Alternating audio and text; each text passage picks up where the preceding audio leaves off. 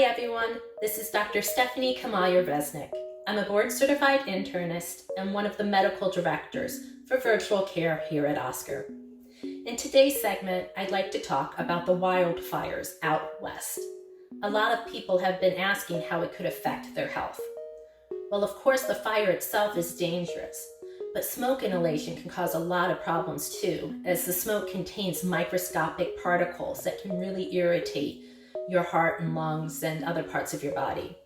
Anyone can feel symptoms, and they can range from burning, irritated eyes to coughing, shortness of breath, wheezing, irritated sinuses, headache, and fatigue, just to name a few symptoms.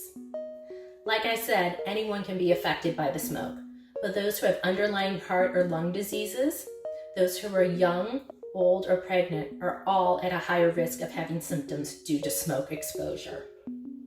Smoke exposure also increases inflammation in the body and is thought to possibly contribute to the risk of having a heart attack or stroke. In fact, during the wildfire times in San Francisco, Stanford has noted an increase in the number of patients presenting with a heart attack or stroke, and they think this might be due to the wildfire smoke exposure. So what can you do to stay safe? Well, if you have a heart or lung condition, make sure to speak to your physician or other healthcare provider to make sure you have all the medications you need and you know what to do if the smoke or something else were to flare or exacerbate your underlying condition. It's also very important to pay attention to any public notices and follow any recommendations to evacuate or stay indoors. On days in which you need to stay indoors, you should also keep the doors closed and the windows closed. If you have an air conditioner, keep it running, but make sure that the fresh air intake is closed. An air filter is a good idea, both on the air conditioning unit and a standalone air filtration system, which can be bought at many different retail stores. Make sure to read the manufacturer's instructions on how to use the unit and how frequently to replace the filter. Another important step in staying safe during the fires is not adding to indoor air pollution. This means avoiding having any open flame, such as from smoking, having a fireplace on, or burning a candle. It's also important to avoid vacuuming, as vacuuming can take air particles that had already settled on the ground and push it back into the air again, where you can then inhale these particles, and the symptoms and issues that I discussed earlier can arise. Going back to evacuation, it's always important to have a first aid and evacuation kit on hand.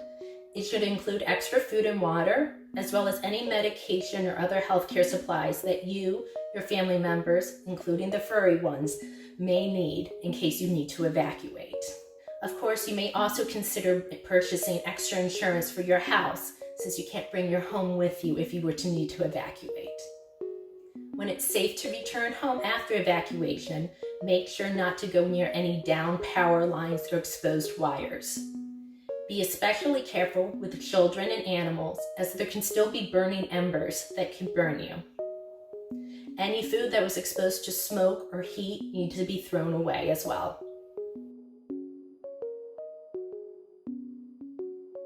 I want to say a word about masks. Masks, of course, play an important role during COVID-19, but they also can help protect you against the air particles that are dangerous from the wildfire smoke.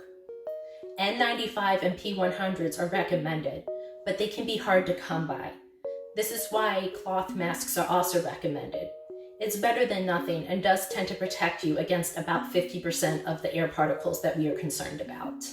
Another thing you can do to keep yourself healthy during the fires is to keep an eye on the Air Quality Index, or AQI. It's a measurement of how safe the air is to breathe in.